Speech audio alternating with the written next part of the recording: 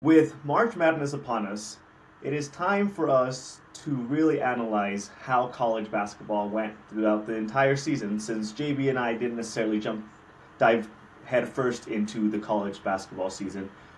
But with March Madness upon us, it behooves us to have a discussion about where we are in college sports as a whole. This conversation could have been had at the end of January when we saw Ohio State win the national championship, and the conversation was that they had bought a national championship because how many players they had on their roster that were receiving millions and millions of dollars through NIL deals. And here we are in the college basketball world, where arguably, some people might disagree with me, but I personally think NIL is more significant because the names matter more. As JB and I have discussed multiple times, names carry a lot of weight in basketball, from college all the way to the NBA. Your name carries a loud voice. In college basketball, we have four number one teams ranked this year. Those being Duke, Auburn, Houston, and I'm forgetting the last one. But out of those four teams, I did some digging, and the number one team potentially with the highest NIL amount of money in their roster is Duke. Auburn, Houston are right behind them.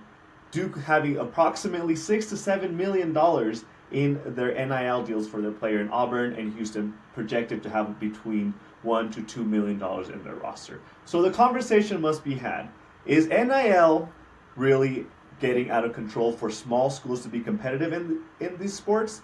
Football, like I said, is a whole different conversation, and the playoff expansion has allowed maybe a little bit more parity in that. But in college basketball, we have millions of dollars to going to these players.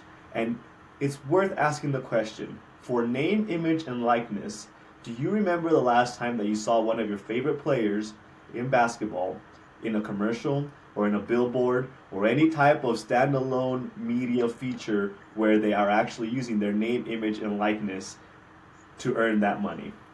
My guess is that you can't really think of any. Why? Because we're really using the NIL as a coverage for players to just be getting paid an income for joining a specific school. And really, we have nobody to blame but the NCAA, because if they would have allowed these players and these schools to just be straightforward about the fact that they wanted to buy the services of these athletes to come to their schools, years ago, we wouldn't have had to go through all these court sessions for them to have to fight for the rights to their name, images, and likeness to get paid. And now here we are, where we think that name, image, and likeness is a thing, but really, at the end of the day, it is just a salary that a player is making to play for a school. JB, we are back with another episode of Box Scores and Bourbon on a late Thursday afternoon. We have March Madness, and I tore up my bracket about 48 hours ago. Welcome to another episode of Box Scores and Bourbon. Look at the box scores. Box Scores and Bourbon. We check each other's box scores and scores online. Baseball, box scores. So football, baseball, basketball, soccer, hockey. Box Scores and Bourbon. Welcome, Manny. JB, cheers. Wonderful way to ring us in. Let's do this. Clink, clink. Cheers, my man. Clink, clink. Yeah, I like your monologue. I like and if I talk softer tonight, it's because I just tucked my 5 kids into bed. And I'm on the same floor as them. I don't have that. We don't have that rich podcaster money yet, where I can have a house behind my house. Yeah, just for podcasts. No, we do not have. Yeah, it's not in the budget. No, but I like what you're saying, and I want to highlight the NCAA. The NCAA is just it has been for a long time a mafia racket. Yeah. That's all it's been. And anytime someone utters getting rid of the NCAA, they treat the NCAA as if it's, Joe Pesci from Goodfellas. Like Tommy DeVito is going to be like, "Oh, I'm a joke to you? What's so funny? What's so funny? Oh, what? I'm a clown. I make you laugh?" And then we're just going to be led down the the back alley by Jimmy Conway, and Lorraine Bracco is about to get whacked. Mhm. But the NCAA eventually is going to have to be eradicated because it is just it is a racketeering organization. It's all it is, and it's been that way for a long time. It's just now starting to come to light, and until we get to a place where we actually have a college football czar and a college basketball czar, like people actually running the sports as if it's like a pro sport, like a commissioner almost, and kind of running down. It's going to be this way. And the other part of that is this NIL money. It really makes me kind of think because when you had mentioned that, I had thought about. I think it was last week or 2 weeks ago, they were talking about expanding March Madness. Right. I think 74 teams. And I'm like, 68 was too much. 64 was the cap. I mean, that was the absolute most. And all I hear is when you say, oh, well, we want to expand it to bring more parity. Well, to me, all you're doing is highlighting the fact that that the sport is so top-heavy as it is with NIL. That you're thinking, oh, well, if we bring in smaller schools, if we bring in more Cinderellas, what makes Cinderella a great story is that there was one Cinderella, there was one glass slipper, there was only 1 foot, okay? We can't have 10 Cinderellas in this damn county, okay? Because then, the king, now he's Mormon, and he's got, sister wives, and it's just polygamy everywhere. But it's just like, Cinderella is a Cinderella. And so when you sit there and say, we're trying to bring more parity, the best way to bring more parity is to play the sport where the players go to the school they want to go to when it's not when they're not blinded by the cash bag. When the cash bag is thrown in their face, then it's like, okay, well, let me just go to this school instead, and then attach my name to the brand, Right. And then we'll go from there. And so, it's setting up the whole March Madness thing. Yes, we have the random like you said, the random Cinderella story where Loyola kind of makes a little bit of a push and gets to I think they got to the Sweet 16 or the Elite 8 of 5-6 years ago. But those stories are great. But at the end of the day, if you look at like who's actually winning these national championships, and goes back to before NIL. The schools that are really winning the national championships are the elite schools. I don't remember in my lifetime really being conscious about a smaller school winning a national championship. It's always been like what they call the blue blood schools that ultimately end up winning these championships. That's not a surprise. I mean, ultimately, if you create a great program, you're going to have the most success. That's fair. But now you add the element of NIL and all these money components, and the reason that in the monologue that I mentioned that the research that I was able to do for how much NIL was on certain rosters was because a lot of these NILDs are kind of becoming these backdoor deals through these third-party agencies that are paying for the name, images, likeness of these players. But really, it's just a funneling way for the school to really pay for these players. That being said, the schools that are going to have the biggest NIL pots of money are the big schools. So if you're wanting to say, let's expand the March Madness component of things because we want to give more teams the opportunity, all you're really going to do is almost create more of an embarrassment for all these these small schools, because these big schools are running. It's the wild west when it comes to the NIL. It really is. The big schools are going to get richer because they have all the money. They have the big programs. They have the big schools tend to be in the richer cities where they have a lot more money to be pushed to these players. So you're really not creating any type of fairness or more parity in the tournament by adding more teams. What you need to do is find a balance to this was a conversation to be had before NIL. Like I said, when the NCAA should have considered allowing these players to just be straightforward, get paid. You should have figured out a way to have a cap on how much you can play a college player. Because now we have a player in Duke that's allegedly is making a $4 or $5 million NIL deal for being at Duke. Like, this is where we are right now. A college player, 19, 18, 21, if you're a little seasoned, making $6-7 million in college, and you're supposed to compete with our local, like our schools like here in New Mexico or a small school out in the middle of nowhere. You're really expecting those schools to compete when you're gonna bring that player in plus another 15 other players that are making almost $1 million to play for your school. Who's going to be able to afford millions of dollars to pay for those players if not the big schools already? So you're right. Like the expanding the March Madness is not a solution to the issue that we're having of. And maybe issue is a wrong word because I don't think if you ask the NCAA or even college basketball, I don't think they're considering it an issue with all the top schools consistently winning. But for a typical fan that wants to feel like their school has a chance, and for the typical fan that wants to see a 8, 9, 10 seed have a chance, it's for me it's an issue because you know dang well that your school, just because elite players are going to go to the bigger market schools, they're not going to compete. There's no chance that you're going to compete, and this is not fall on the players. By no means am I blaming the players for going and chasing a bag, because that's the market that has been created for them. Yeah. The previous players, the Reggie Bushes of the past that pioneered the way for the NIL to finally take place, these players that we have now, they're harvesting the fruits of all the previous issues that we had in college sports. Yeah. And it's just not it's not really their fault for taking advantage of that situation. It's really not. It's really the school and the NCAA as a whole. That's where the issue lies. Yeah. Well, I mean, that's what happens when you look at the 12-year-old in the back seat and say, "Here, kid, here's the keys. I trust you," and let them crash the car like this. I mean, you don't blame the kid. You blame the adult who gave the kid the keys and said, "I trust you."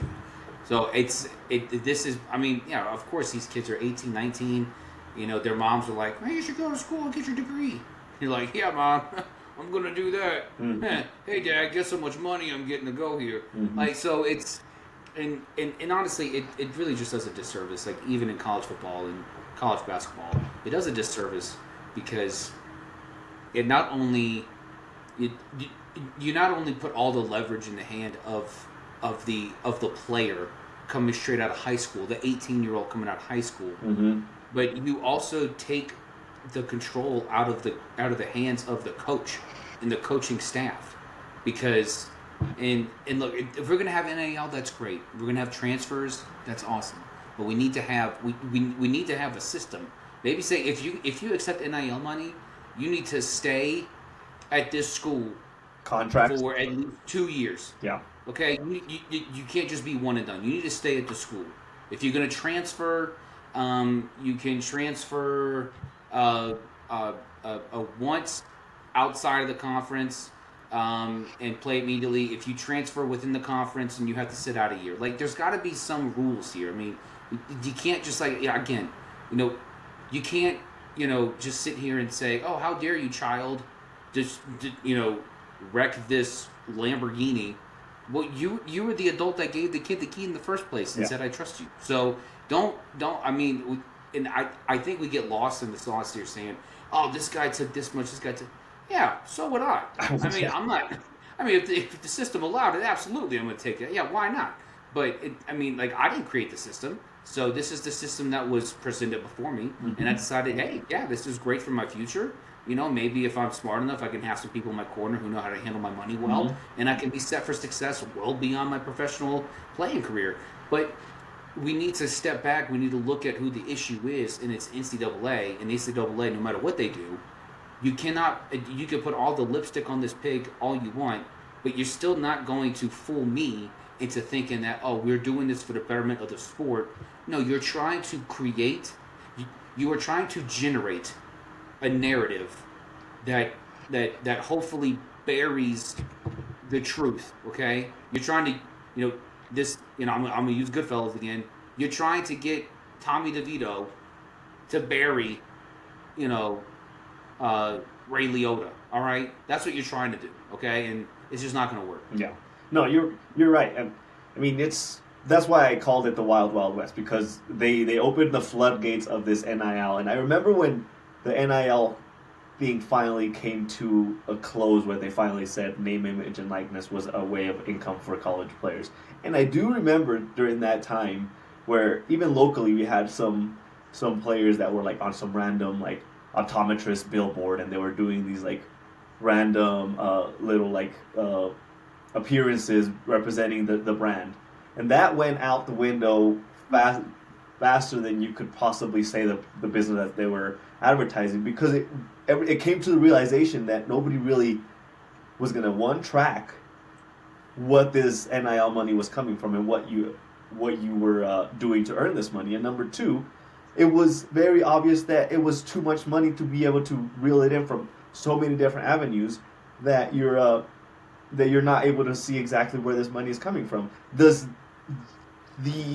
Like I said, the NCAA really messed up, and this is the outcome of their issues from 10, 15, 20 years ago, when we, like I keep mentioning, they refused to allow players to make any type of money if they were in college. Their money was their scholarships and whatever their housing or whatever they were putting them in at that time. If you would have allowed that to come to fruition on its own and just allow schools to say we're going to pay a certain amount of cap money for these players at the beginning, we would not be where we are right now. Now we have all these third-party agencies that are paying the players, and supposedly they're bringing in all these businesses and they're centralizing this money and then they're distributing this money to the players. We're not that delusional to not see what's happening.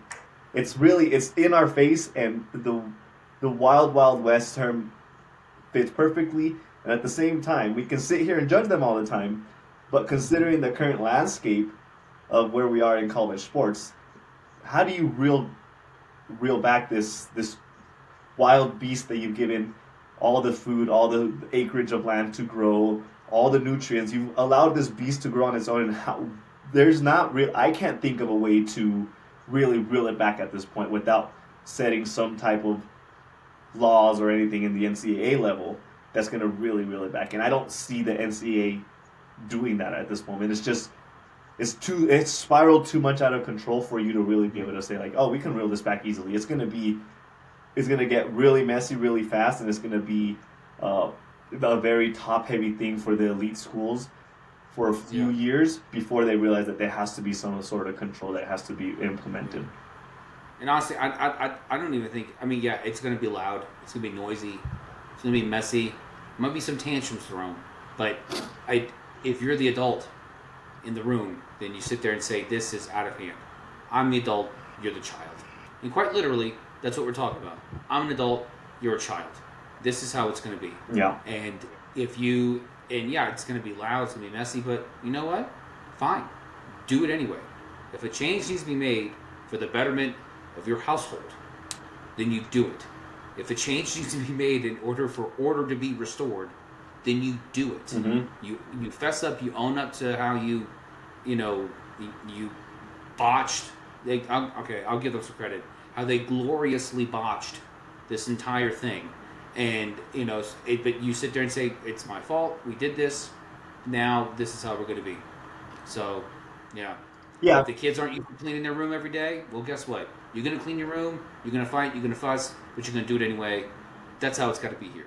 Yeah, I mean, the easy solution is saying no matter where the money's coming from, if it's name, image, and likeness related, you can only make a certain amount of thousands of dollars to be at any school at any time. Like, no matter if you transfer anything in your money, if you sign a contract, your money carries over, you've earned your pay for that period, whatever.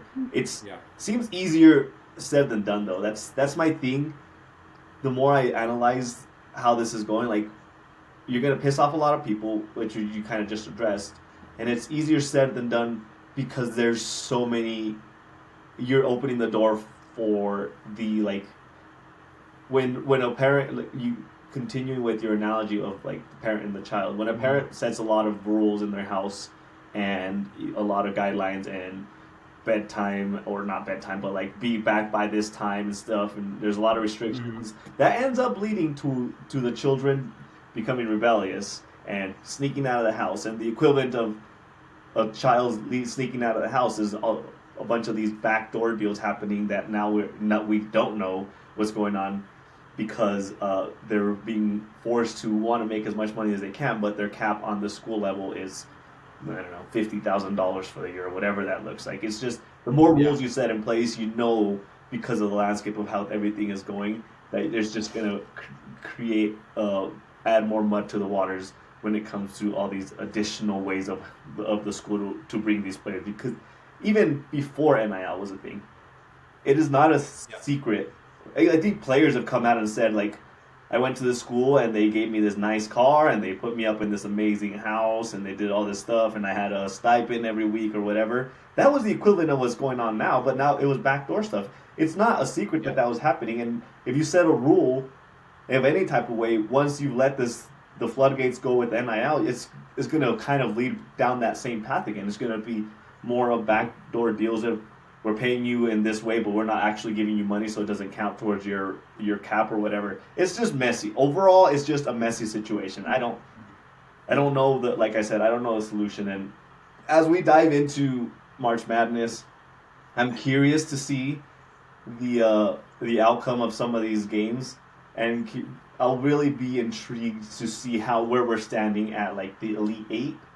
That's where like I'll use as my gauge to see if there's actually some type of seriousness between a smaller school being able to make a run. Because by the Elite Eight, all the smaller schools will probably be washed out.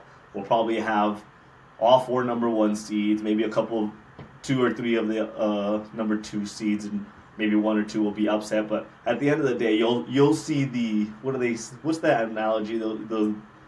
The good stuff rise to the top by that level, and it'll show. And if you were able to chase the money, cream rises to the top. Yeah, exactly. And if you were able to chase the money for the schools that are going to be at that level, even at the Final Four level, I almost am willing to bet the schools that are making to the Final Four will be in line with the schools that are paying the most money to their players to be at that school. It's not going to be a surprise at all.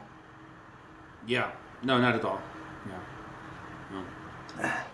Now, did you have a chance to look at the brackets at all? Did you? Not really, no. But I'm picking Auburn to win it all. Auburn was just, I mean, the little college basketball I watched this year, and of course I watched the Alabama-Auburn game, and Alabama really just had no business being the number 2 seed. But Auburn to me, like the only other team that I think could actually overtake them is Florida, who is the other number 1 seed that eluded you. But oh yeah, that's right. But I mean, Auburn is just these girls got something cooking in Auburn, and it is nice to see an SEC school. I'm an SEC kid, born and bred, and so it is nice to see two SEC schools really kind of just be at the the cream of the crop in the brackets. And so I don't know. I mean, I like Auburn to win it. I mean, I'm as much of a fan of the Cinderella story as anybody, but we have to remember the Prince had to go through 12 ugly fat feet before he got to Cinderella's. So it takes time. It takes time for Cinderella to be found. And so I think this year before that happens, it's going to be I think this is. I don't think this is going to be one of those years where like a lower ranked team is going to make it. No. I think it's going to be like, okay, this is it. After we get past the second round, of course, everything's going to be clear. The smoke's going to be cleared. The picture's going to be cleared. So being able, I'm going to pick Auburn. I'm picking Auburn. You know what's funny? I actually sat down and kind of did like a by the numbers analysis of the bracket. I just looked at the matchups and saw what their field goal percentages were and their free throw percentages and their 3-point percentages and how much points they score per game and how much points they allow. I just looked at the overall comparison between the teams, and I ended up coming up with Duke winning it all. And this was before I looked into the NIL stuff. And then I went and dug into the NIL money, and everything points to the fact that most likely the school that has the most money in NILs is actually Duke. So there's something to be said about NIL and school success and the team being more efficient. If you have elite players, Yeah. you're gonna obviously do better. If you have all 5-star recruits and that know how to shoot the ball, you're gonna do really well. But I just thought it was funny that before me diving into the NIL stuff, that I just looked at the statistics of a team and I ended up having Duke win it all, and it ends up being that they probably have the most money in NIL. I think it's a I don't think it's a coincidence, but it is amusing to be able to see it face to face once you actually look at some of the matchups and stuff like that. Yeah, and honestly, we need to, people need to treat their March Madness brackets like they do their football fantasy drafts. Don't take it too seriously. Yeah. Okay. What's the first rule of March Madness brackets? Don't take it too seriously. What's the second rule of March Madness brackets? Don't take it too seriously. That's really where it comes down to. I think you can, I think I sat here last year and did a solo episode, and I picked my entire bracket based on the mascot, and I got pretty close. I got to the Sweet 16. So this is, there's no science to this. No one's got the algorithm. No. There's no equation. It's not, you don't have John Nash back there talking to Paul Bettany and be like, oh, hey, this is it. And, okay. And, so it's, and you got Jennifer Connelly saying, what are you doing over here? I'm doing my bracket. So it's just don't take it seriously. Okay. And just go with your gut. Go with your feel. Every game that you go across, just go with your feel. I bet you everybody who picked Clemson to beat Nittany State didn't have that. No. I bet you everybody picked Clemson to beat McNeese. So, but hey, guess what? All right, don't sleep on the Cowboys. All right? Okay? Speaking of Cowboys, we're about to speak about some Cowboys because we're about to break down our segment of buy, balance, or blow it up. And we're going to break down the NFC East right now. And I'm going to give my boy, Manny, an opportunity to give. You know what? Hey, Manny, you know what I did for the first 3 days of spring break? I rebuilt the fence. And you know what? I had some extra lumber available. And I was like, you know what? What better gift for me than to build a soapbox for my buddy to just give a rant about the Dallas Cowboys. And so I can't wait until we get there because, of course, it'll be the last team we talk about because, they'll finish in last. But, I've gifted to them. I've wrapped it all nice and pretty. I took a bow tying class just to be able to wrap this up and give it to you. So I really hope that you accept this gift from me to you and you use it well, use it wisely, and just with joy in your heart as you talk about this team that just burns deep in your soul. Yeah, well, I'll take my opportunity whenever we start talking about the Cowboys, and I'll stand on the soapbox and cry my sorrows away like I usually do whenever any kind of conversation. When's the last time I have something good to say about the Cowboys? Probably before 1995. Yeah.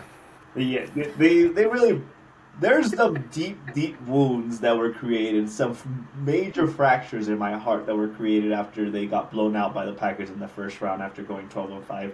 Those are going to take a long time to heal, and that was really like the last nail in the coffin for me to have hope for the Cowboys of the future. But let's dive right in. Let's dive right into our new segment between now and the draft called Buy, Balance, or Blow It Up, featuring the NFC East. Let's start at the top. The NFC champ, Super Bowl champ, Philadelphia Eagles. JB, the question is mute, but I'll ask it anyways. Mm-hmm. Should Philadelphia buy more pieces, find balance with their pieces, or blow it up? Howie Roseman is a mad scientist. He is Pinky, and, Nick Sirianni is... The Brain? Who is Brain? Yeah. Was Brain the smart one? Yeah, was that's why he's called Brain. Pinky's the dumb one. So Howie Roseman is Brain. Yeah, okay? there you go. I was going to say, there's no way. Pinky and the Brain. Why are we not leading with Brain? I don't understand this. So, I was a child. We're all idiots. They just expected us to go with it. So, Howie Roseman is Brain. Nick Sirianni is Pinky. He's just some master. And so, Howie Roseman's going out there, making all of his potions and trying to, take over the world. And Howie Roseman does exactly this. He's trying to take over the world. And you would think that in a year where you win the Super Bowl, you would think, I want to balance. This guy balances things out by blowing it up. He is the epitome of addition by subtraction. It makes no sense, but if you're Howie Roseman and you've been to 2 Super Bowls in 3 years and you won the last one, hey, you know what? You listen to Howie Roseman, okay? He knows what he's doing. And when you extend Zach Bond, when you extend Saquon, and you're looking at your salary cap for 2026 and beyond, you're thinking, okay, what's going to be the most beneficial for just salary cap wise? And he says, oh, hey, I'm going to trade one of my fearsome duos from the back end of my defense for a lineman no one's ever heard of in a conditional pick. Let's just do that. Let's do this. And so, I mean, it's interesting what Howie's doing, because he is in fact looking at the money. But you have Reed Blankenship for one more year. You still have Cooper and you have Quinion who would line up on the outside, who did admirable jobs the second half of the last season, especially in the Super Bowl. Fantastic jobs and fantastic just scouting it gets for the both of them going to Philly, which was just mind-boggling to me. But I would, if I'm not, I would say balance it out. But no, he's like, no, we're gonna do addition by subtraction. We're gonna sign some people to some extensions, and we're gonna trade some key pieces for people that no one's ever heard of before. That's what we're gonna do. And guess what, guys? It's gonna work. Okay, Kenyon Green is the O lineman from who was it? The Texans. Kenyon Green was the lineman from the Texans that CD Deuce was traded for, and Kenyon Green really is just there to kind of help solidify the O line, kind of give some depth. They were able to re-sign Lane Johnson, which is good. He's a key piece of the O line, but the Eagles. I mean, it's Howie Roseman. What are you going to do? He's a mad scientist. He didn't get Myles Garrett. We all thought he was just going to end up in Philly. I mean, all roads eventually lead to Philly. Eventually, I guess. And so, it's just. And it's hard to say this now because we already seen it, but he balanced by blowing it up. Yeah. Okay. He did addition by subtraction. That's what he did. He really did. I don't even know what to say about it, because even he was responsible for the transition from Carson Wentz to Jalen Hurts, and even during that time they thought he was crazy for signing Carson Wentz and then drafting Jalen Hurts in the second round. I think he got him in the second round. There was like, well, probably the greatest thing he did was get rid of Kenny Pickett. That was probably the single-handed greatest move he made this offseason was he traded his backup quarterback for another backup quarterback, but for someone who models Jalen's game even better. Yeah. So DTR is, you can't really judge a man by his play in Cleveland because, it's Cleveland. Yep. Okay. We tell people to go back to Cleveland for a reason, because it sucks. But having him come into an organization where Jalen Hurts is, and if Jalen, does live up to his namesake and is out for, multiple weeks, DTR is able to come in and really seamlessly carry on this game plan. Yeah. No, you're right. But just hand Saquon the ball. That's the game. And Saquon the ball. Yeah, it's not a hard recipe they have brewing up in Philadelphia. More teams should maybe. It's easy to say follow the Philadelphia recipe because it's obviously working, but when you have a GM like Howie Roseman that's kind of playing quad chess when everybody's just playing checkers and beginner level chess, it's hard to build a team to mirror the Philadelphia Eagles. But my point was that even during the Carson Wentz to Jalen Hurts era, everybody thought he was crazy for drafting a quarterback when you had just signed Carson Wentz to a massive contract, and he got ahead of the game and they got rid of Wentz, and Jalen Hurts has won them a Super Bowl, and the rest is history as far as what that team looks like. It's You know who wasn't surprised by that? This guy, because when the Eagles won the Super Bowl prior, wasn't Carson Wentz who was the quarterback? That's right. No, it was Nick Foles. Yes. So let's not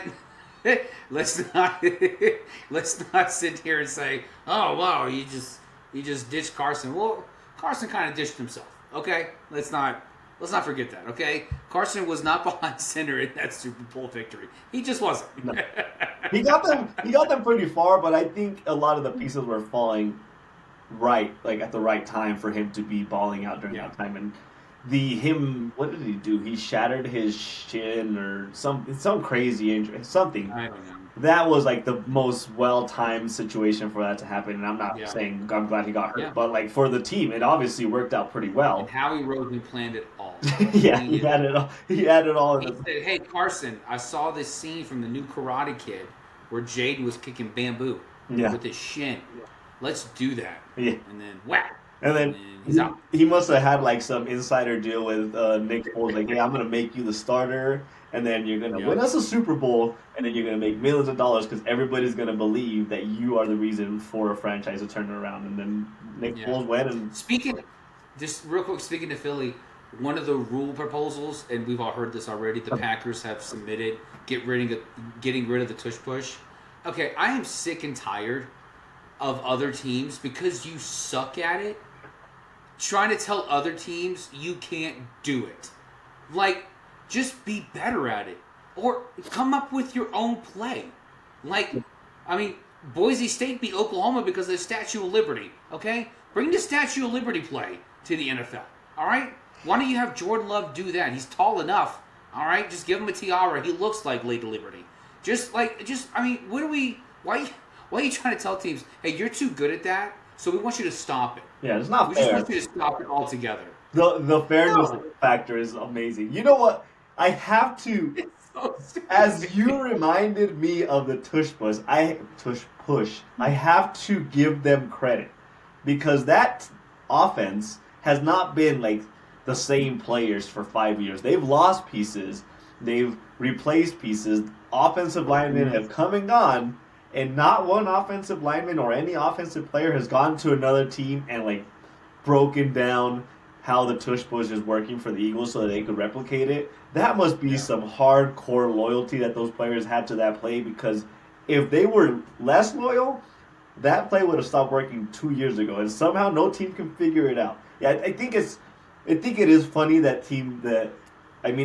we're tagging it on the Packers because they're the ones that really like pulled the plug on pushing for that rule. But at the end of the day, they said the quiet part out loud when it comes to all the other teams, which is that they're not happy because they can't stop it. It's funny to me that no team has been able to figure it out. Apparently, statistically speaking, their conversion rate in the last 3 years has slowly been declining. So maybe that's a sign that some teams are figuring it out. But at the end of the day, like, the Packers are the ones that are gonna take the sword and shove it across their chest like the old samurai, because they're the ones that are sticking their name on the trying to ban. Yeah. I would be surprised if they managed to ban a play because they just can't figure out how to stop it. I mean, maybe get your quarterback and your running back and a fullback into the weight room and start having them do some squats, because it seems like a whole lot of that is because nobody. All you got to do is bend low. Yeah. Look, it's not a coincidence that we hear about the tush push and we hear about how much Jalen Hurts can squat. Yeah, okay. That's if what you I'm can saying. squat 600 pounds, you can get pretty damn low. Yeah. Josh Allen, I'm talking to you. Okay, just get low. Get the hell low. Jordan Love, stop being a pussy. Get low. What's your problem? You don't like being that low? Huh? You never been that low before? And then just get low. Get yourself a running back that can really deadlift and squat 500 pounds to give him a little extra push. That's all it takes. We figured it out, JB. Here's the fix. When we do OTAs, have every single team, not the Eagles, visit the nationals of the midget limbo competitions, okay?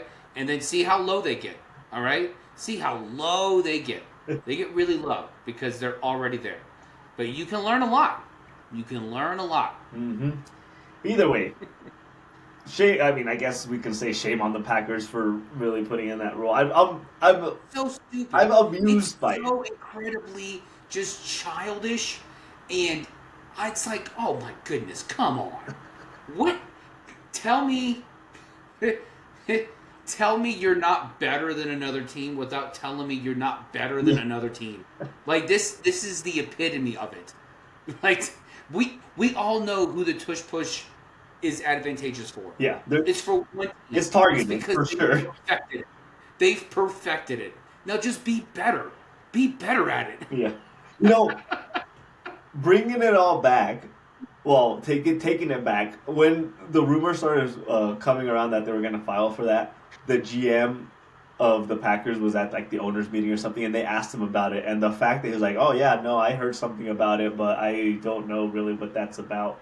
Like we don't know that everything that comes out of your organization goes through the GM. You knew damn well that your team was going to submit to ban that, and for you to act like you're like caught off guard by what your team is trying to do, you're the GM. Give me a break that you don't know what's going on with your organization. Come on now. Yeah. Okay. All right, let's get to the Washington dead named Redskins. No. Let's get to them. The commies, JB. The commies. Commies. Yes. You know what? I like the commies because this whole thing is very communist. Yeah, you can get behind the commies. It was like a compromise that we found for you to be able to use partially. You know what? I love the commies. Let's get to the commies. The Washington commies. Buy, balance, or blow it up. I'm actually torn with this one, so I'll let you go first. I always thought they should buy, and that's what they're doing. They are buying hard, and in the quotes, to quote Deebo Samuel, I like a winner. So this is Deebo going there. I know he's lost a step, but I can't help but imagine what Deebo's pep is going to look like when he is with a quarterback not named Brock Purdy. And again, for all you Niner fans who are slamming me on TikTok for saying something about the all-hallowed Brock Purdy, okay? Your God. I know, he's just below Joe Montana for greatest 49er quarterback to you weirdos. But, like, you cannot sit here and tell me that as a 49er fan, you still wouldn't rather Jaden Daniels over Brock Purdy. You can't tell me that. And if you tell me that, my next question is, why are you lying? Just come to grips with reality. It's a thing. You can sit there in the middle of the road and say the truck's not coming, but guess what?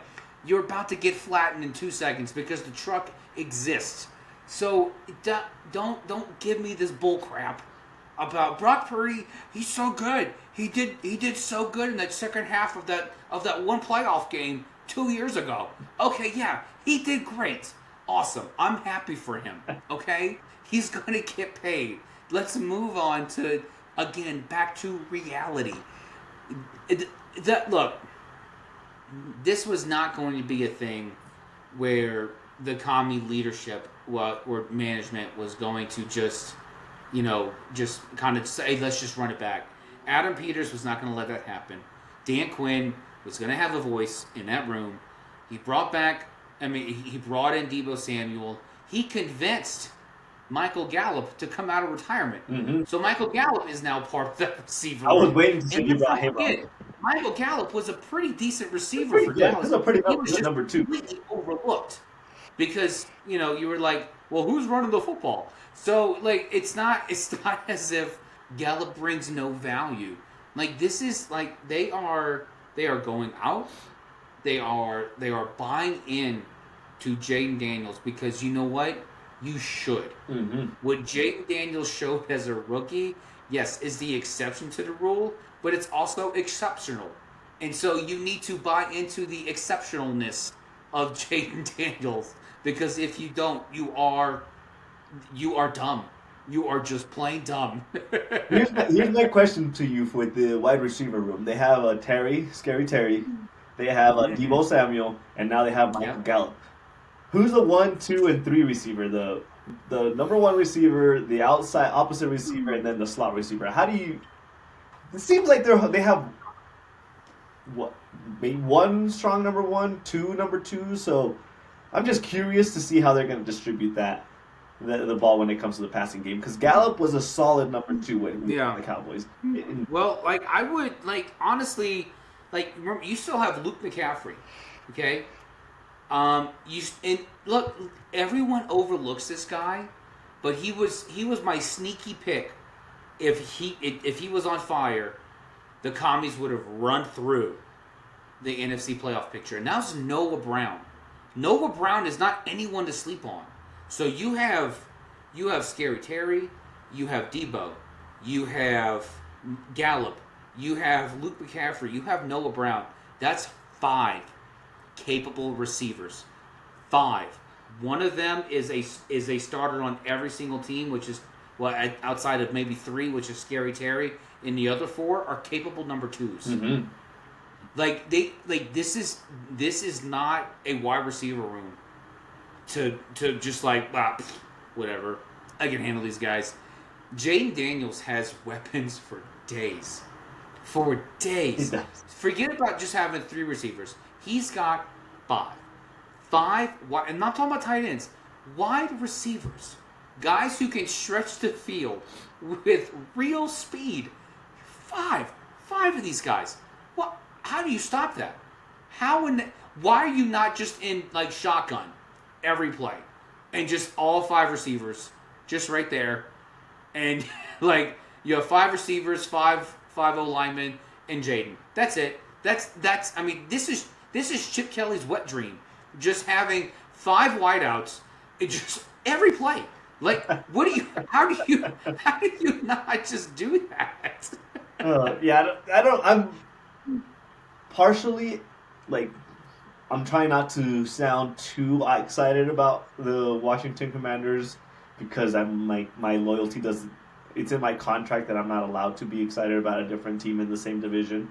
But I am excited to see how that offense is going to play out and how they're going to make those pieces work. That being said, bringing it back to our buy, balance, and blow it up aspect of things, I'm kind of leaning towards them kind of balancing it out. Kind of just was last year of a not enough Mirage? yeah, No. mirage. Did we No. did we catch lightning in a bottle thing? Pull it back. I'm using my words cautiously because I never want to be hey, a team you did really good. Let's be realistic about things. But at the same time, if you have a rookie quarterback and you had an NFC Championship appearance, maybe it was luck. You caught the Lions on a bad day with all their injuries. Maybe I'm gonna lean towards balance. The reason I'm gonna lean towards balance is for what I'm trying to in my word mumble jumble get at is that maybe you just need to put Jaden Daniels in more of a stabilized position instead of adding more pieces and kind of I don't know, raising the expectation a little bit. I don't think the Washington Commanders are 2 receivers away from beating the Eagles in the NFC Championship. I don't think that was the issue.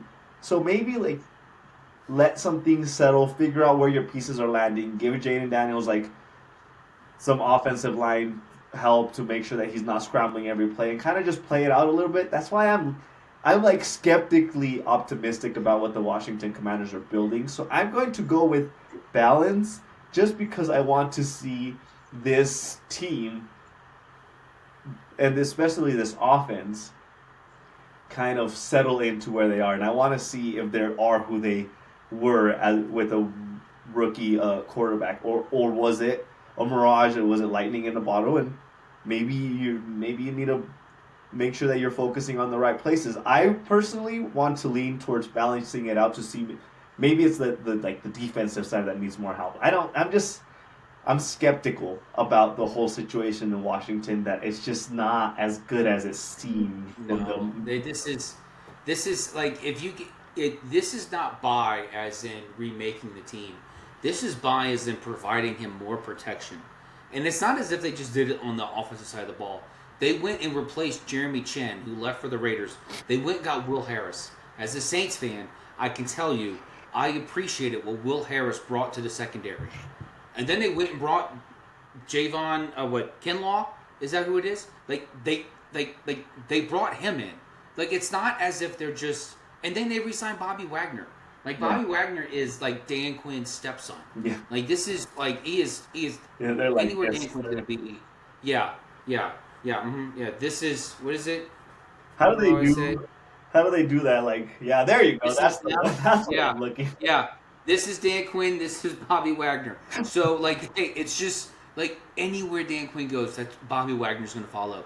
And and Dan Quinn being a defensive guy, this is, I mean, I honestly believe that they have stepped up even this defense. They have provided, by buying, they have provided more protection for Jaden Daniels, more opportunity for him, not the pressure. The pressure should always be there. If you're an NFL quarterback, you're like, well, hold up, okay? It's not like we're talking about Anthony Richardson here, okay? Look, hold up. Why is he catching strays from you right now? Like, what? I got more pressure. What? No, I don't want that. No, well, then you can't be our quarterback. You shouldn't be a quarterback then. Like, you should welcome the pressure. And if anyone has brought on the pressure on Jaden Daniels, it's Jaden Daniels. Yeah. Jaden Daniels did this to himself, which is fantastic, which is fine.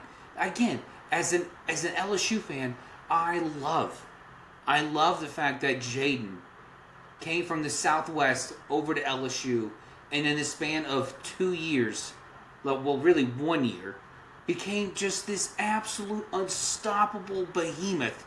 And he is the skinniest behemoth I've ever seen, but he is a behemoth nonetheless. And he is destroying defenses all around the NFL.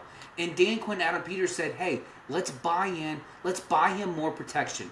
Because Jaden Daniels is going to do what JD does. JD is going to destroy. That's what he is going to create havoc. He is going to create his own opportunities.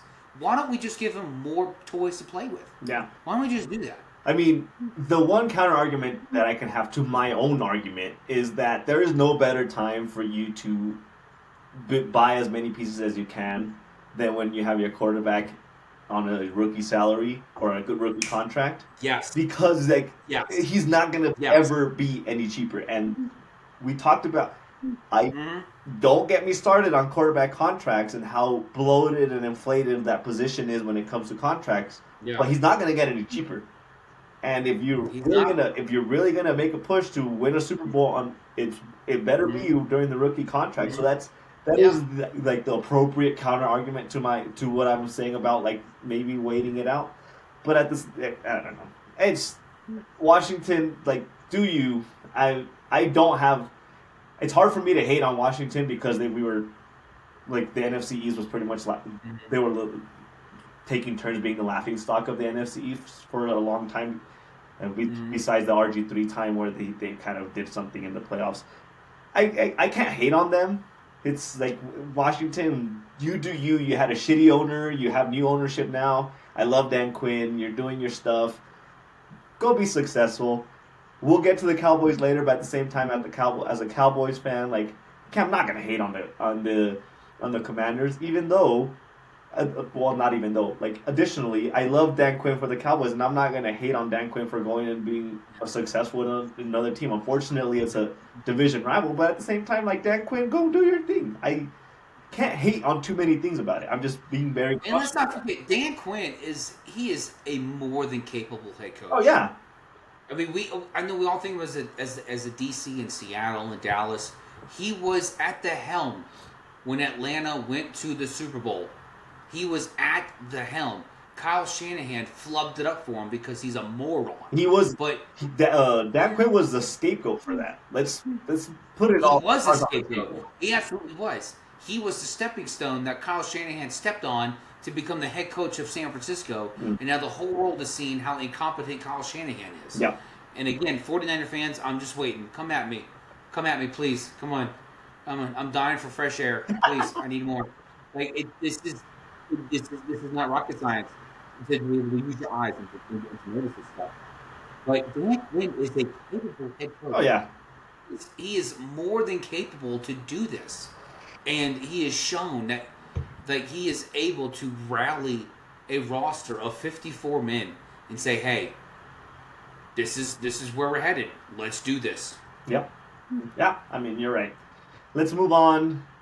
Not to the Cowboys, which are third place. We'll leave the Cowboys for when I'm ready to cry on my way out of this episode. We'll jump right into the more intriguing team, I think, in the Giants. What?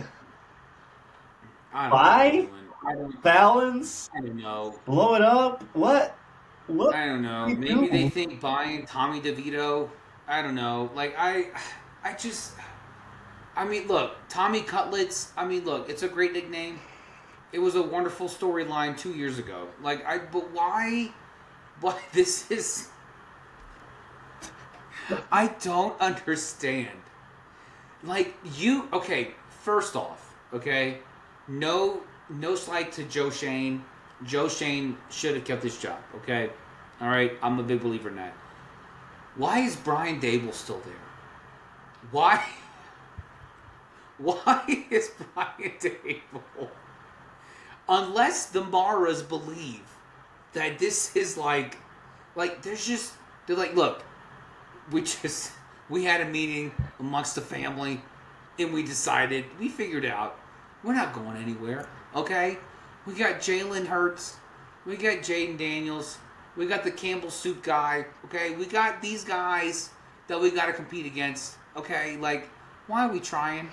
Like, I don't. And I'm not saying that the Giants should have blown it up. What is there to Really blow up? What is there to blow up? Maybe Malik Neighbors. Maybe that's it. I don't know.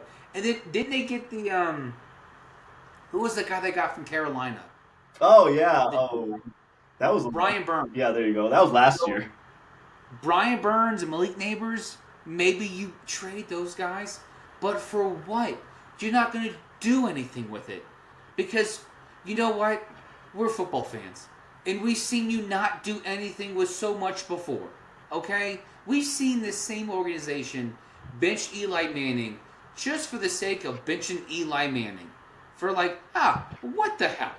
You know what? Hey, maybe call Tom Coughlin. Maybe Tom Coughlin can come coach this team.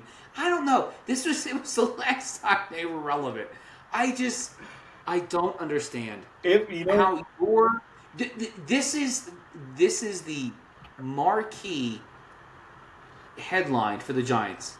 They brought back who was that receiver? Darius Slayton. Who is that? No, that exactly. No, exactly. I mean, that's exactly what are you doing? Aaron Rodgers is not going to play for you. He's not going to come to this defunct organization. He already tried it with another failed New Jersey team who's masking to be from the big city lights of New York, okay? He's already tried that. He's not doing that. Who the hell is your quarterback? Who is your quarterback? Who is it? Who? This is as much as you can blow it up, just blow it the hell up, okay? All right, put baby Clark Kent on a spaceship, send him to Earth, and then blow up Krypton. Like that's what the Giants should do. Yes. Here's what the take that I'm going to have on the Giants. I'm going to do a mix of they need to blow it up and at the same time buy into things.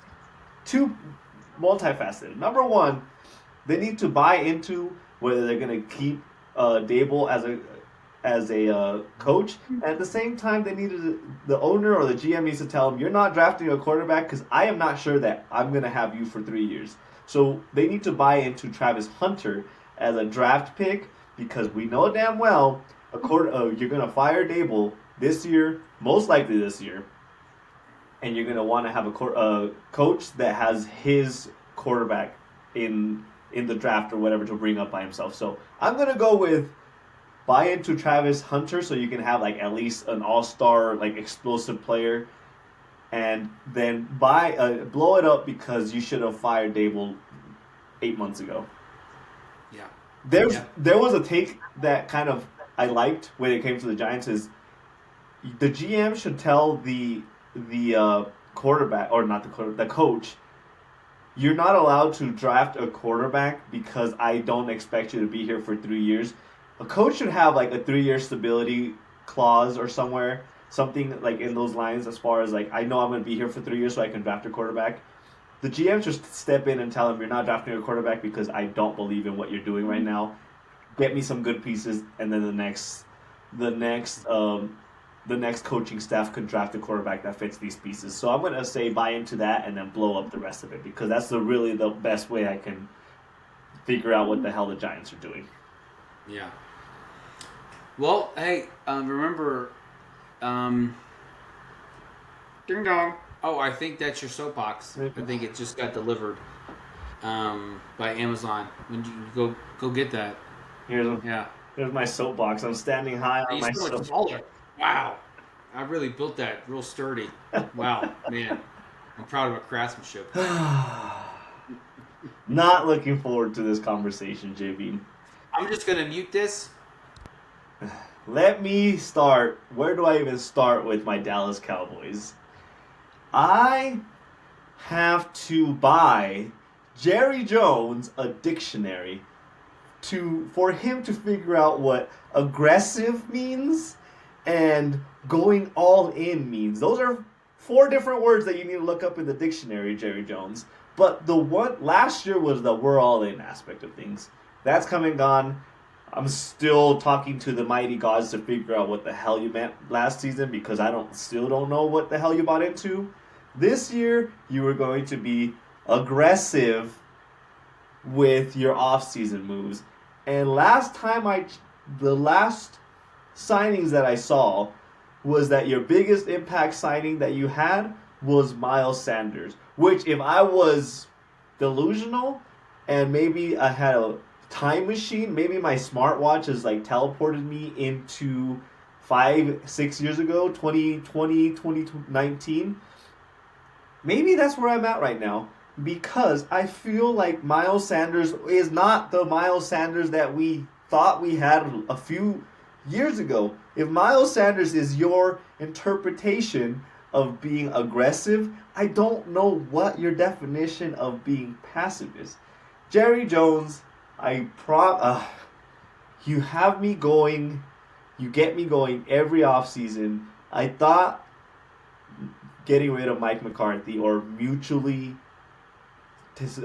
parting ways with Mike McCarthy, was going to be a good move for the Dallas Cowboys. And then you went and hired the inexperienced, what's his name? Shoemaker. He makes some cleats, or he's the last name Shoemaker. I don't even know who you hired. I don't really understand, Jerry Jones, what you're doing. And I'm not even too sure I understand what the future looks like. At this point, after I just saw the news that the Celtics got sold, maybe this is the time, Jerry. Maybe this is the time for you to say, I'm going to cut my losses. I'm going to get as much billions of dollars as I can by selling the franchise. And then I'm just going to let somebody else take over, because I don't know what I'm doing. But of course, that would require some self-reflection, some self-awareness about your inability to really run a team. And it's not in the Jerry Jones handbook on how to be an owner. So I'm going to blow it up. Honestly, I thought about this. I wish Dak Prescott and CeeDee Lamb would come together, pull this like shady like boycott of the Dallas Cowboys, and both of them demand a trade because they don't like the direction the franchise is going. That would be such a like awareness moment for that organization if your quarterback and your top wide receiver that you just signed said, hey, we don't like where this is going. This is not where we want to be. I wish that them two would come together and say, we want out, because then maybe Jerry Jones would figure out that what he has been doing for the last 30 years is not working. I don't know. Blow it up, Jerry. Get rid. I'm very serious about the fact that I think Dak Prescott should not be with the Cowboys, and CeeDee Lamb is gonna have his fruitful prime years wasted away with an organization that refuses to admit that they need a rebuild and continue to believe that they are a piece or two away from being a contender. You're not even a contender in your division. We just talked for 20 minutes about the Super Bowl champion Eagles and where we blindly trust Howie Roseman, whatever he's doing is the right decision, and then the commies are drafting well, bringing in pieces that they feel they need, and Jerry Jones is sitting in the sidelines saying, I got everything I need. I don't understand it. JB, get me off my soapbox because you know how I get when you get me going on the Cowboys. It pisses me off and I need you to step in. Look, okay, you're being too harsh, okay? They signed a guy to a 1-year deal who was really good 2 years ago. Okay, so let's not just pretend that they're running for home. Okay? Woosah. Woosah. I am this okay? close, JB. I'm this close to pulling the unforgivable sin of saying I'm picking a new team. I'm gonna have a draft after next year. I'm telling you, I'm gonna have a draft and I'm gonna pick a new fan base. Mute yourself. Mute yourself, sir. Mute yourself, okay? I will not have you trash yourself and destroy your credibility by being one of those wishy-washy fans. No, not wishy-washy. I'm not going to allow you to be my father, okay? Who decided to change teams because they were terrible. Okay? This close, JB. If I don't see the fall of Jerry Jones and his retirement or his unforsaken death, I'm done. You will see the fall of Jerry Jones because he's going to die really soon. I don't know. Deals with the devil last forever. Deals with the devil last forever, JB.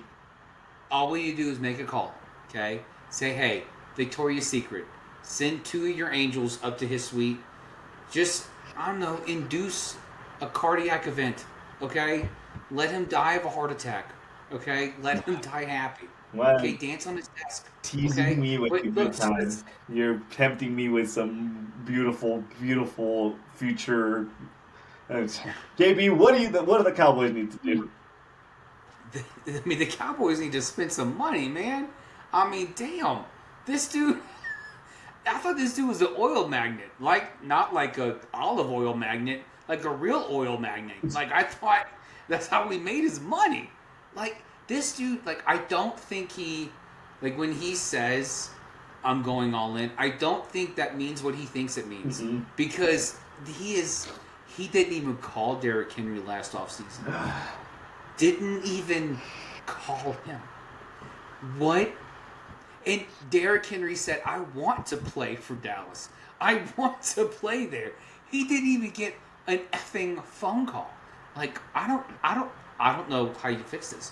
I don't know how you fix this. The equivalent of that is this year, Cooper Kupp being like, Cowboys, you know what? That sounds pretty good. And then the Cowboys coming out and saying, you're kind of a little too good for us. We don't want to pay you like real money. I actually don't disagree with them wanting to sign Cooper Kupp because and not wanting to sign them because Cooper Kupp has gotten worse. Just in the behind the scenes statistics, he can't even separate from a bus.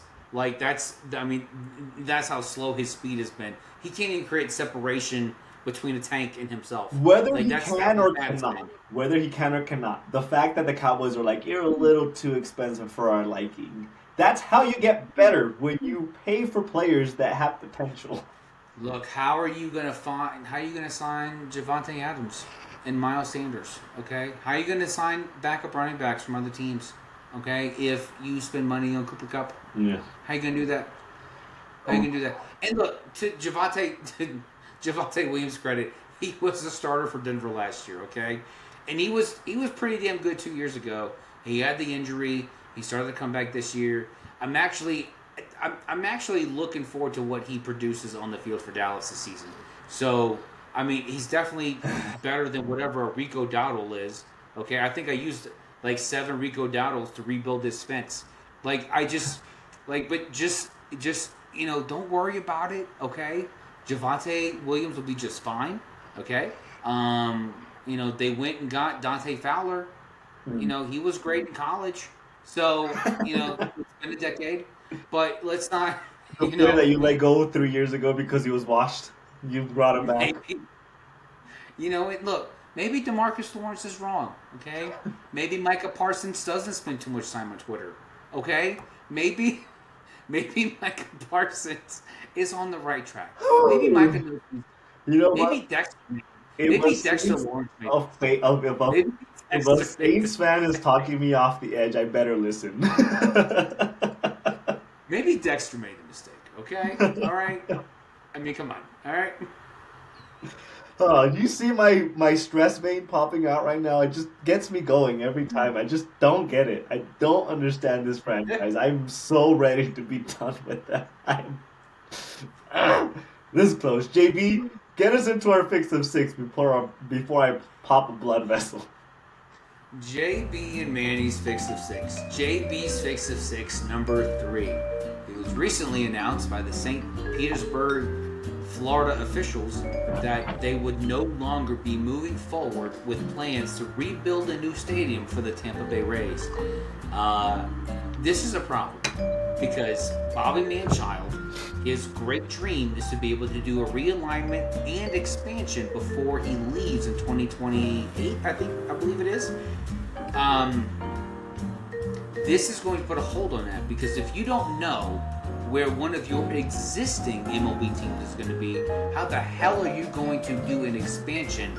And even more so, in lesser extent, how are you going to realign the divisions if you don't know where they're going to play? And so not only does he have the A's not even officially going to be in Oakland in Vegas in 2028, you have no idea where a second MLB team is going to play. This has got to be fixed. This is a travesty for the MLB. This is terrible for the players of the Rays, not knowing where they're going to play beyond 2025, which is the George Steinbrenner spring training facility in Florida, which I guess isn't too bad because it's right down the road from where they would usually play. But this has got to be fixed. This has got to be worked out. We have to figure out a way forward. We got to sell this team. You got to move this team to Nashville. You got to move it somewhere. Move it to Portland. Move it to Nashville. Move it somewhere. Move it to New Orleans, for God's sakes. JB's fix of six, number 2. I'm going to stay on the same vein. We are already being told that the MLB season is going to be on lockout soon after the 2026 season is done because of the new collective bargaining agreement. I am sick and effing tired of these damned bozos of Bobby Manchild and Tony Clark of the MLBPA being able to run the show. Not only is Bobby Manchild a terrible commissioner for the owners, because the owners still don't even get what they want, but Tony Clark is so laughably bad for the Players Association, because the Players Association is still, they are like Escalades. They are just rolling this stone up a mountain and then having it roll right back down just to roll it back up again. Like this is ridiculous. Tony Clark needs to go, and so does Bruce Meyer.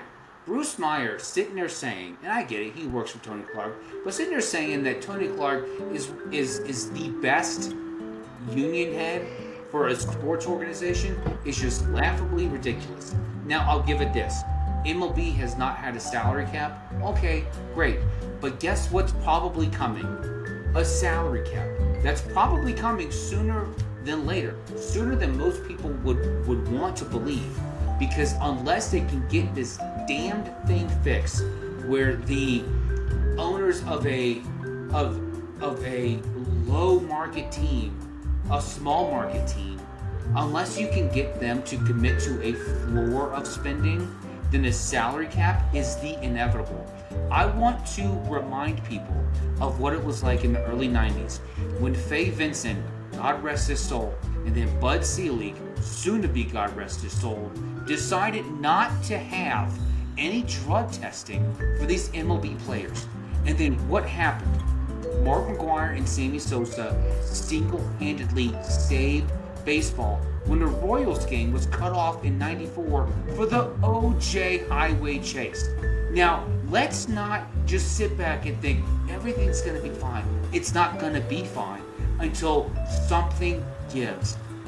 Tony Clark needs to get off his ass, and he needs to grow a spine, and he needs to demand. I mean demand. I mean go in there like Marie Antoinette before she gets decapitated, demand to have a small market team look like floor salary cap, like a budget. Like they need to have at least this much. That is what's going to save baseball, is when these poor billionaire owners decide or are forced to have to spend some damned money.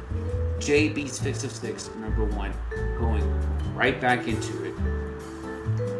We have got to stop this bullcrap of an international opening day for Major League Baseball. I'm sorry. I was told, I've been brought up to believe, and it still exists, that America's pastime is baseball. Why the hell is the opening day of Major League Baseball happening in a country where we nuked them 80 years ago? Why is this happening? Why are we importing baseball to another country for all of us Americans to enjoy our pastime at 4 in the morning? Yeah, I get that's great. That's nice for all the lawyers and sports agents who get up to pretend to do yoga and run the treadmill for 10 miles, but they're really just getting effed by their prostitutes because it's a Wednesday. But let's not... We have to bring this back. Bring it back to America. This is America's pastime. I do not want to get up at 4 in the effing morning to watch the Cubs and the Dodgers play baseball. And yes, it's not, if it wasn't bad enough that this was imported to Japan for us to be able to celebrate with them for God knows what reason other than just insanity. Why is it that it wasn't even celebrated as opening day other than this was Shohei Ohtani's homecoming? We have got to stop this. I don't care if you want to have Japan host 2 teams for opening day. Have it effing happen on effing opening effing day. Don't let it happen 2 weeks before while the Giants and Red Sox are out there just scrimmaging out there in freaking, not Giants and Red Sox, but the effing Giants and, Angels scrimmaging in effing Arizona while, hours after the Cubs and Dodgers just played an international opening day. We don't need international opening day and domestic opening day. We need opening day. Bring it back.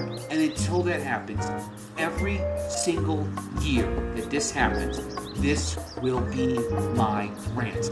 I will rant about this till I'm blue in the face because I am American, damn it. And this is what America deserves. It's pastime on one opening day. And that is JB's 6 of 6.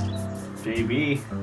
For those of you that didn't catch on, JB's not a big fan of Man-Child, and this is his yearly, as long as this podcast continues to stream, this is JB's yearly get rid of the international opening day rant. I mean, I don't disagree with you. If we're having an opening day, we should have one opening day. That's what last time I checked in the dictionary that I bought Jerry Jones, opening day means opening day. We shouldn't have 2 opening days. It doesn't make sense to me. On that note, on Manny's Fix of 6, number 3, I'm going to take it to football. I am going to focus on football. With my number 3 Fix of 6 being the Patriots. I know, the Patriots. Because they have managed to spend $233 million signing free agent players.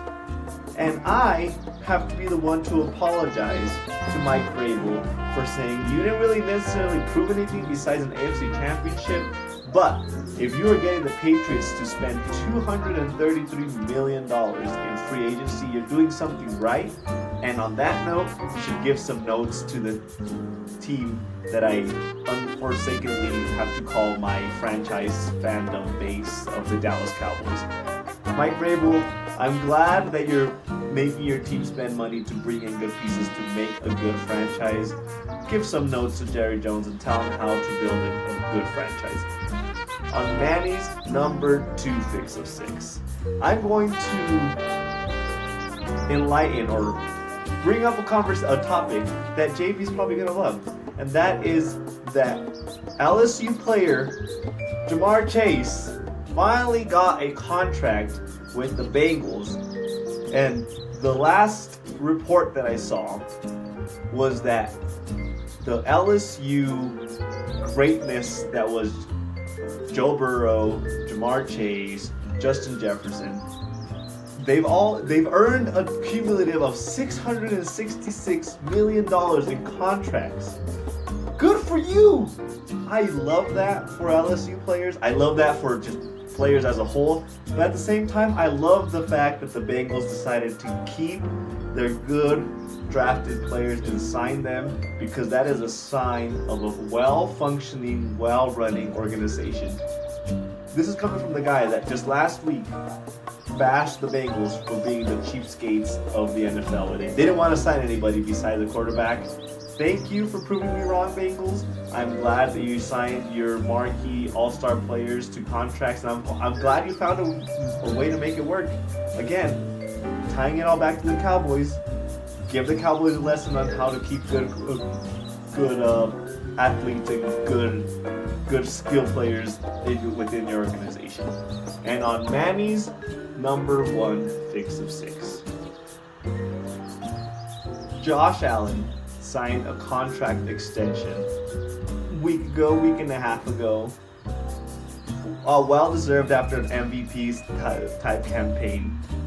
What I want to focus on is the comments that he made when they were asking him about not resetting the market as a quarterback for the most money by a quarterback earned in the contract, or however you want to phrase it. He did not reset the market by blowing the quarterback contracts out of the water.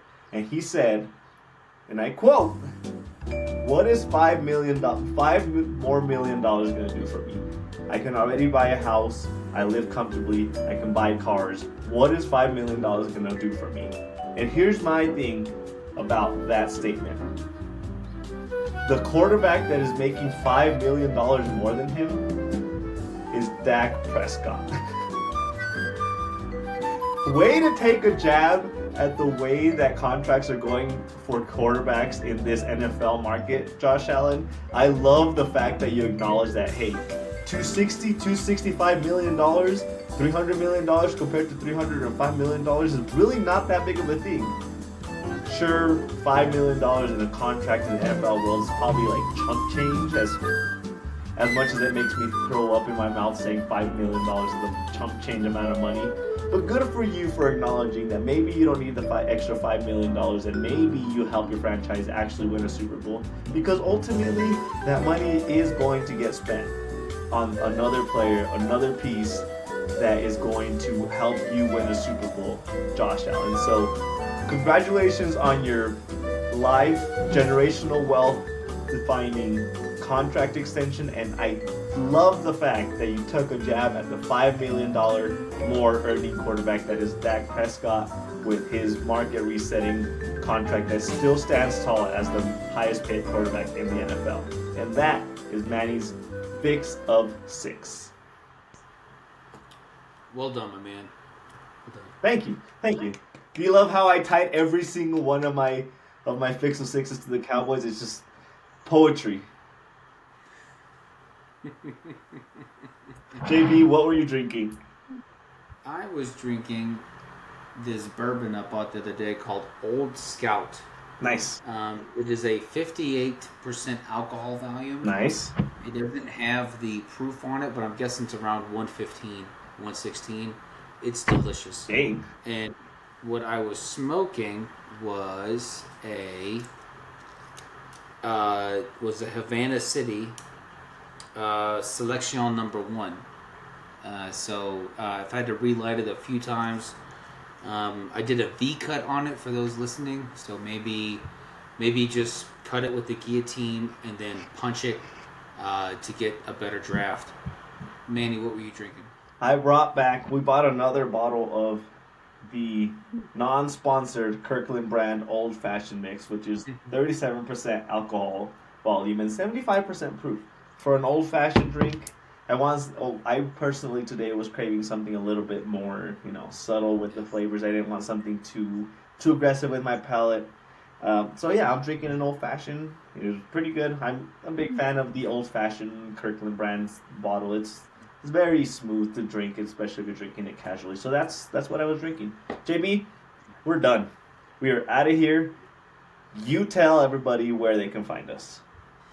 You can catch us at Box Scores and Bourbon on YouTube, Spotify, Amazon, and Apple, and additional content at BSB Sports 24 on TikTok, X, and Instagram. On that note, contribute to us.